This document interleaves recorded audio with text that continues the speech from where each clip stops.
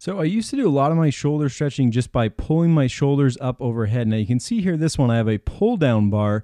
I used to do this with this stick, those kind of massage sticks, but basically you'll see up over my left shoulder, I'm trying to pull down forward, and then that right hand is kind of getting pulled away from my back. And again, I'm cranking down over my left shoulder to force that, force the issue on basically some internal rotation on the shoulder, and just really gets all that posterior shoulder stuff, your side delt, like just really kind of reefs in there nicely.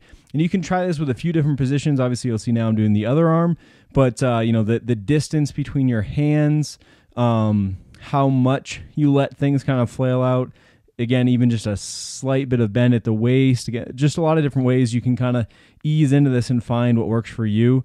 But ultimately just a very good one. And I've talked before about multiple planes of motion. So think about that in terms of that hand that's getting stretched, right? So the one that's behind your back, if that, the degree of flexion at your elbow, you may be 90, you may go to like 110, you may go to like 70, you know what I mean? Just play around with a few different angles.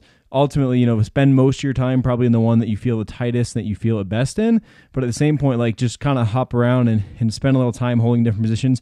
And I also don't think there's anything too wrong with, it's almost like banded traction stretching where you're kind of just oscillating through the movement. In this case, I mean, not this herky-jerky stuff, but just kind of, you know, bobbing, you know, pull with that front arm a little, let go, pull with that front arm a little, let go, and kind of back and forth. Again, just different positions and just kind of really loosen that up. I haven't done this too much pre-exercise. This is usually something I do at the end of the workouts.